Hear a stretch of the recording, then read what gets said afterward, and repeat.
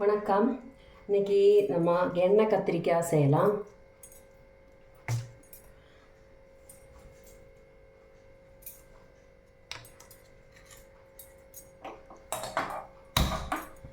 அதுக்கு 2-3 ஸ்பூன் எண்ணெய் சூடானதும்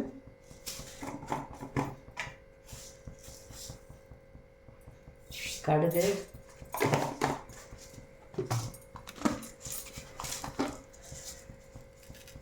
பொரிஞ்சதும் 2 ஜீரகம்,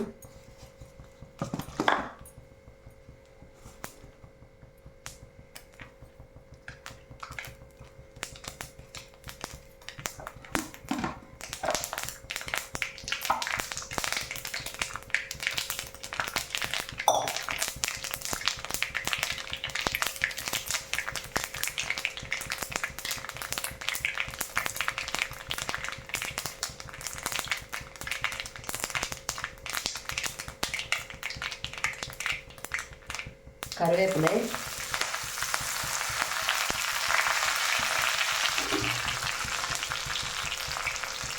வத்தல் மிளகு,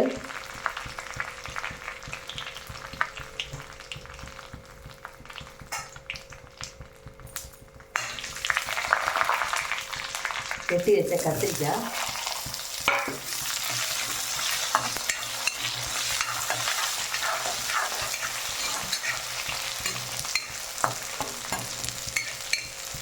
எல்லாம் வதங்கட்டும்.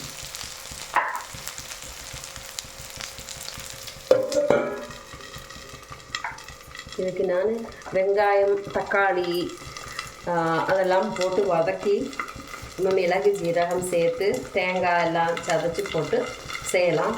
ஆனால் இன்றைக்கி நான் எதுவுமே போட போகிறதில்ல. சிம்பிளாக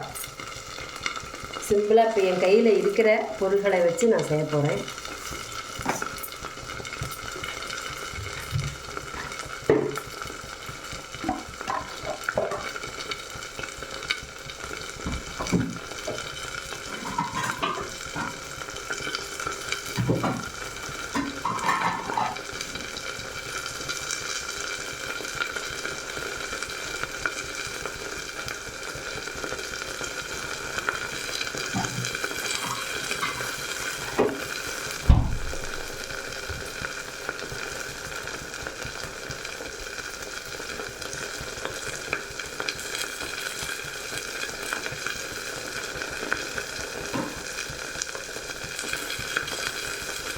இந்த மாதிரி தக்காளி, வெங்காயம், மிளகாய் வத்தல் சேர்த்து அரைச்சி வச்சுருக்கேன். இதில் 1 டேபிள் ஸ்பூனும் இட்லி மிளகாய் பொடியில் 1 ஸ்பூனும் நான் போட போகிறேன். அதுலேயும் டேஸ்ட் எப்படி வருதுன்னு பாருங்கள். இட்லி மிளகாய் பொடியில் நம்ம எள், உளுந்து பருப்பு, கடலைப்பருப்பு, பெருங்காயம் எல்லாம் சேர்த்துருக்கோம், கருவேப்பிலை எல்லாம். இப்போ அதில் 1 டேபிள் ஸ்பூன் எடுத்து போட்டுக்க போகிறேன்.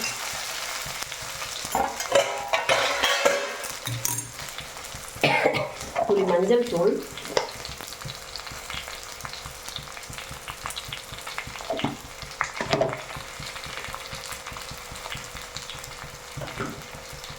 கொஞ்சமாக உப்பு,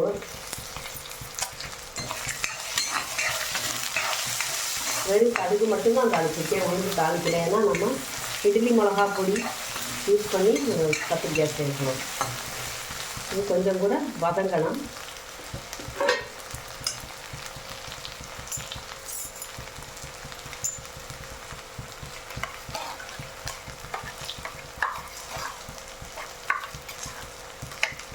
காலையில் அரைச்சி வச்சுருக்க தக்காளி சட்னி இருக்கும் இல்லையா, அது மாதிரி 1 டேபிள் ஸ்பூனு தீ போட்டுடலாம்.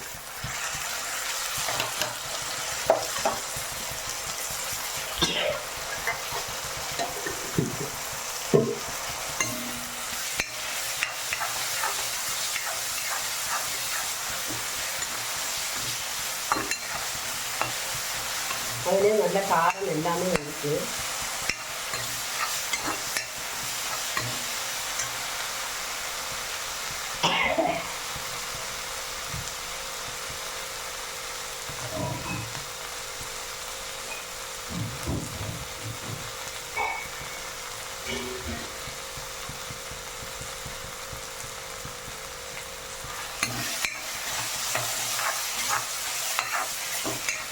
லைட்டாக தண்ணி விட்டுக்கலாம். வெங்காயம் தக்காளி இல்லைன்னா கரிஞ்சு போயிடும். அதனால்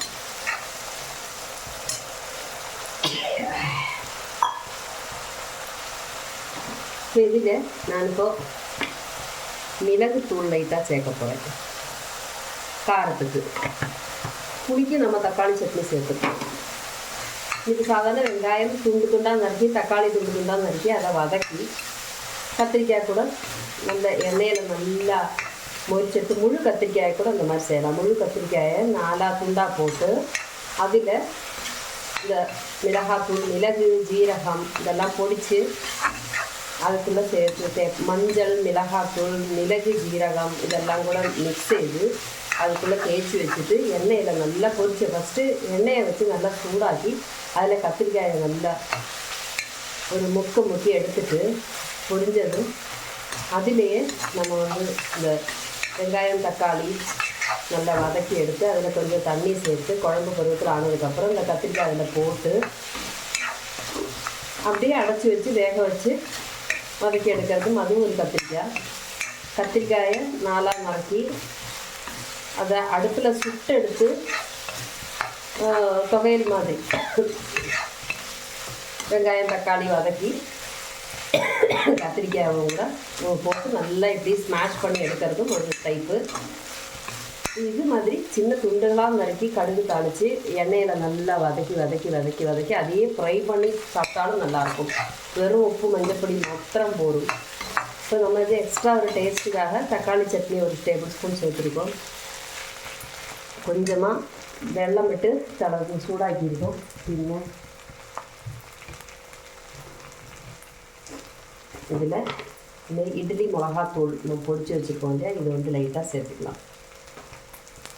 இப்படி பல மெத்தட்ஸ் இருக்குது. இதில் நம்ம என்ன டேஸ்ட்டு இஷ்டமோ சௌகரியம் போல் செய்யலாம். ஓரோ நாளைக்கு ஓரோ டேஸ்ட்டு செய்யலாம்.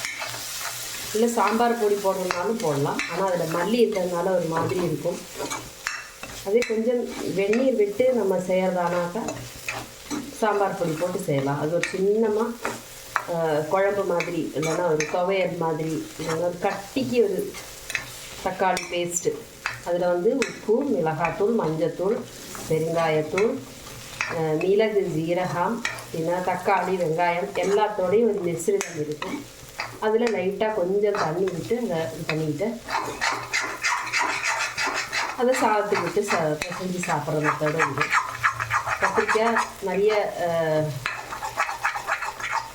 சில பேருக்கு நல்லது உடம்புக்கு, சில பேருக்கு கத்திரிக்காய் கடிக்குன்னு சொல்லுவாள், கரப்பான் அப்படின்னு. ஆனால் கத்திரிக்காய் ரொம்ப நல்லதுன்னு சொல்கிறாங்க. இது மாதிரி எனக்கு இது அடி பிடிக்காமல் வந்து சேர்த்து எடுத்து இது பண்ணிக்கணும். இப்போ இதில் எல்லாமே பெருங்காயத்தூள் எக்ஸ்ட்ரா போட வேண்டிய அவசியம் இல்லைன்னா இட்லி மிளகாத்தூளில் நம்ம எல்லாமே போட்டிருக்கோம். காயம், கருவேப்பிலை, உளுந்து பருப்பு, இது இப்போ இட்லி மிளகாத்தூளும் தக்காளி சட்னியும் இருந்ததுன்னா கத்திரிக்காய் இப்படி பண்ணலாம். கொஞ்சம் வேவு குறவாக இருக்குதுன்னு உங்களுக்கு தோணுச்சுன்னா ஒரு 1/4 கிளாஸ் தண்ணி கூட ஊற்றிட்டு சாதாரண எண்ணெயிலே வதக்கி நம்ம கத்திரிக்காயை ஃபுல்லு வேக நல்லா எண்ணெயிலே வதக்கி நல்லா துவண்டு போனதுக்கப்புறமா தக்காளி பேஸ்ட்டும் போட்டு அதில் 2 இட்லி பொடி போட்டாலும் போதும். இப்போ ஆദ്യമേ சேர்த்ததுனால கொஞ்சம் சிரத்தையோடு எல்லாம் செய்யணும். அடியில் பிடிக்காமல் இப்படி சொல்லி சேர்த்துட்டேன். இது மாதிரி செய்யும்போது 1 கிலோ கத்திரிக்காய் வேணாலும் செஞ்செல்லாம் இத்தனோடு தான் இருக்கும். இப்போ நமக்கு இதில் உப்பு நம்ம லைட்டாக சேர்த்துருக்கோம். நல்ல காரம், நல்ல வாசனை எல்லாம் இருக்குது. ஏன்னா நம்ம கருவேப்பிலையோட வாசனை, தக்காளி சட்னியோட வாசனை, மிளகாய் பொடியோட வாசனை எல்லாம் கூட சேர்ந்து செம்ம டேஸ்ட்டாக இருக்கும். So methods are many. நமக்கு எது அவைலபிளோ, நமக்கு எது உச்சிதமோ அதை செஞ்சு சாப்பிட்லாம். டேஸ்ட்டில் டிஃப்ரெண்ட்டாக பண்ணி சாப்பிடணும்னு நினைக்கிறவங்களுக்கு இந்த மெத்தட்லேயே நினச்சிடும். அப்பப்போ தோணுறதா ஹவுஸ் ஒய்ஃபோட ஒரு க்ரியேட்டிவிட்டி அதுபோல் இருக்கும். இப்படித்தான் செய்யணுமான்னு கேட்டால் நோ, இப்படி செய்தாலும் டேஸ்ட் நல்லாயிருக்கும். எப்போவுமே கத்திரிக்காயை கடுகில் போட்டு நல்லா அதிலேயே வதக்கி அடைச்சி வச்சு அந்த தண்ணியிலேயே வெந்துடும். நம்ம அடைச்சி வைக்கும்போது அந்த ஸ்டீம் அதில் விழுந்து அதிலேயே கூட வெந்துடும். இப்போ அதிகம் டைம் இல்லை, நம்ம 2 தரம் கொஞ்சம் தண்ணி விட்டு லைட்டாக வேக வச்சுருக்கோம். ஏன்னா நம்ம ஃபஸ்ட்டே நம்ம தக்காளி சட்னி மிளகாத்தூள் சேர்த்ததுனால அதில் இருக்கிற தண்ணி கண்டென்ட்டு குறைஞ்சி கறி ஆரம்பிச்சிடும். ஸோ அதனால் நான் இப்படி இடைக்கி இப்படி நீக்கி விட்டதுனால கத்திரிக்காய் பக்குவமாக வெந்திருக்கு.